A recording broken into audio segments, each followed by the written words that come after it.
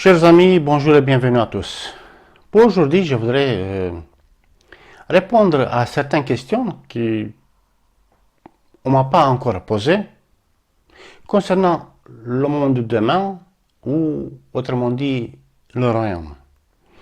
Ces questions, ou plutôt la réponse à ces questions qu'on ne m'a pas encore posées, vise deux, trois choses.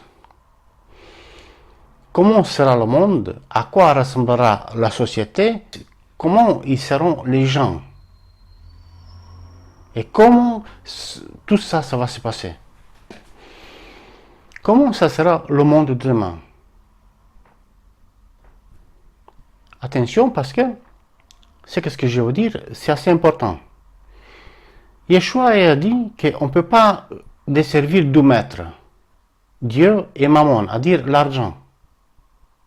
C'est une chose assez importante parce que dans la Bible, on nous laisse sous-entendre assez clair que l'argent n'a rien à faire dans ce nouveau monde. Inclusive l'exemple du jeune riche à qui on demande de vendre finalement tout ce qu'il y a, tout ce qu'il détient pour partager aux pauvres. Et lui, il se fâche, il s'en va. Ça vous servira aussi pour vous encourager à vous délester des choses matérielles et biens et crédits et cartes de crédit et paiement mobile, etc. Technologie qui est toujours autour de l'argent de ce monde pour pouvoir traverser la période de la grande tribulation qui arrive à partir de 2026 pour pouvoir bien vous sortir dans le nouveau monde et être délivré, être libre et avoir le droit de vivre dans ce nouvel monde. D'autre part, je vous invite à retrouver dans la Bible, Ancien Testament, Nouveau Testament, peu importe, un ou deux versets, si vous trouvez, bien évidemment, qui parlent des transactions monétaires dans le nouvel monde. Parce que moi, je n'ai pas trouvé.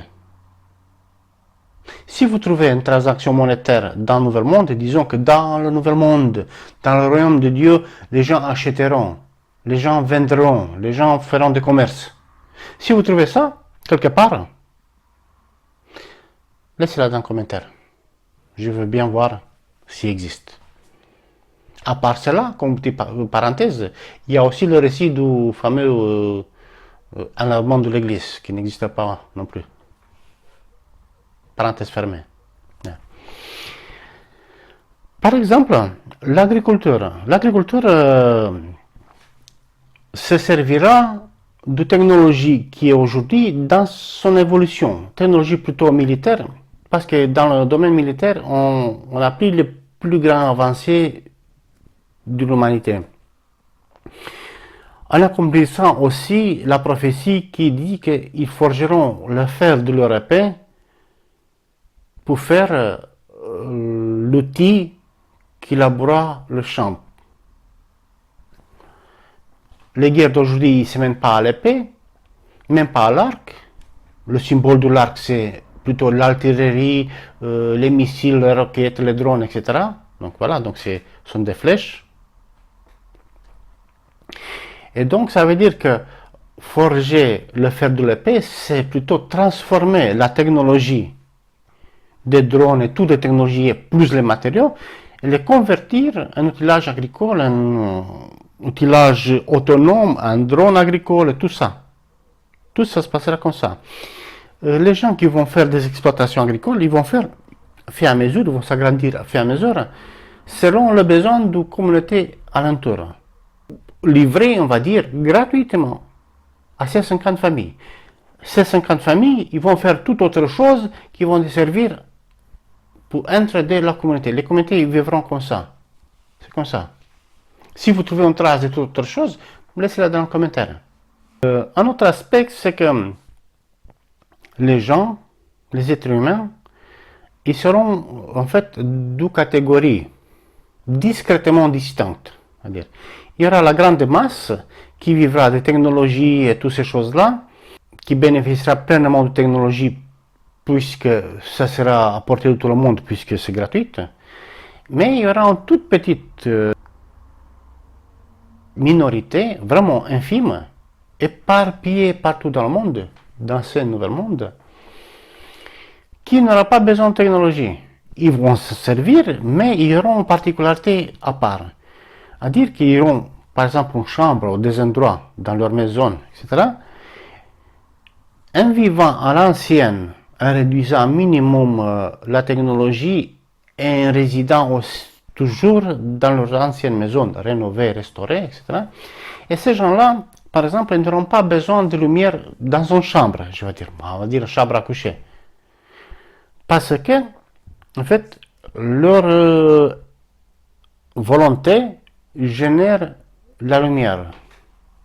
C'est étrange. C'est pas que leur corps génère la lumière, c'est pas que leur volonté fait que le mur irradie la lumière, non. Ils entrent dans leur chambre et la lumière existe. Il n'est pas ni du plafond, ni du mur, ni du sol, ni des objets. La lumière existe comme l'air, existe à l'intensité qu'il veut. Ça sera une chose assez particulière pour, comme je vous dis, une infime minorité des êtres qui viennent de ce monde d'aujourd'hui, de 2025 si vous voulez. Ce sont des êtres qui traversent les épreuves de la grande tribulation, qui s'en sortent de l'autre côté, qui seront changés dans le corps de gloire, les toutes premières survivants, on va dire. Non, les toutes dernières survivants, qui seront les toutes premières habitants, on va dire, oui, dans le nouvel monde. Les toutes dernières, ils seront les toutes premières, en fait.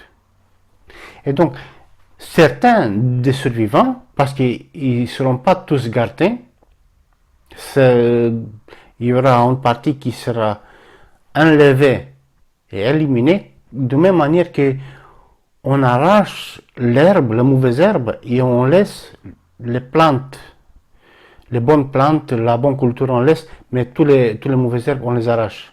De même manière, il va se passer après le passage dans ce monde-là, au lever du jour, après la grande tribulation. Car au lever du jour, après le jour de ténèbres, finalement, quand tout est fini, on se lèvera dans ce nouvel monde.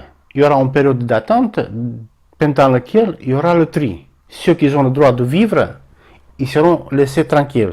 Les autres, ils seront arrachés, éliminés. Le monde sera nettoyé. Voilà.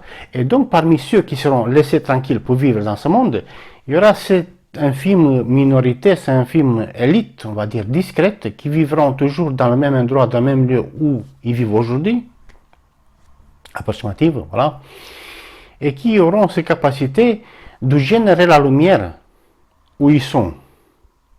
C'est pas que la lumière apparaisse de quelque part, non, la lumière existe. On ne peut pas comprendre, mais c'est comme ça. Donc, eux, ils seront une catégorie à part. Les autres les gens vivront tous en paix, en utilisant pleinement de technologie. Comme tu mentionnes, que je l'ai fait déjà, c'est que le service militaire, l'entraînement pour le service militaire, l'armée, etc., n'existera plus jamais sur cette planète. Jamais. Ni de conflit, jamais, jamais. Pour l'éternité. Alors, autre chose que je voulais dire, concernant la technologie, l'apparence, un petit aperçu de technologie qui sera très variée, on peut déjà s'imaginer l'évolution d'un bénéfice humain et toute civile et pacifique, donc, comme je vous dis. Par exemple, dans des résidences, dans un endroit ensoleillé, il y aura, guillemets, je vais dire, des arbres intelligents.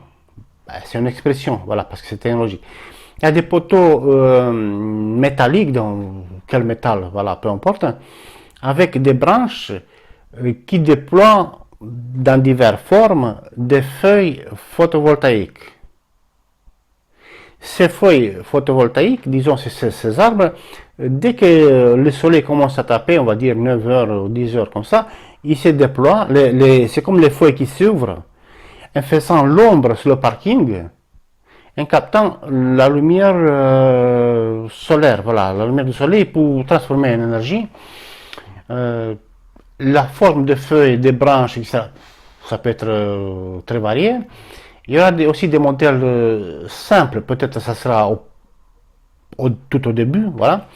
Disons qu'il y aura des branches simples, donc un poteau avec 2 branches ou plusieurs branches, avec des panneaux solaires classiques, rectangulaires, qui se plient un sur l'autre.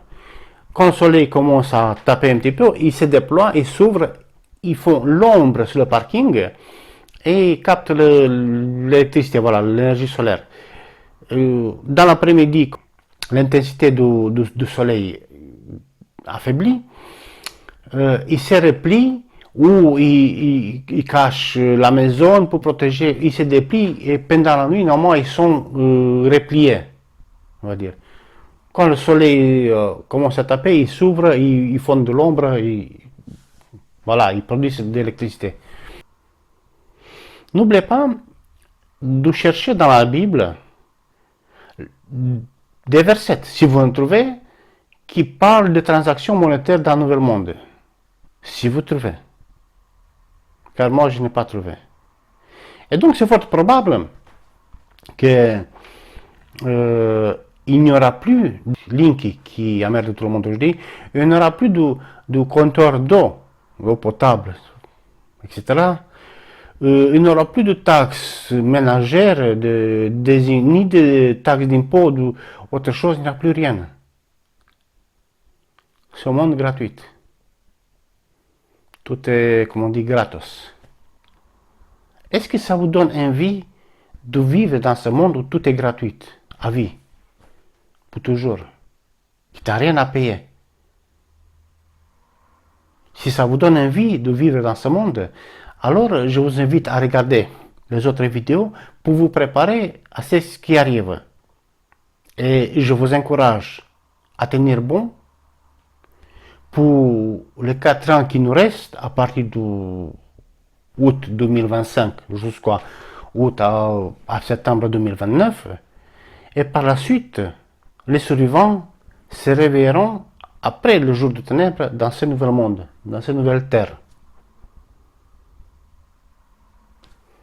J'espère, chers amis, au moins certains parmi vous, de vous retrouver dans cette nouvelle terre.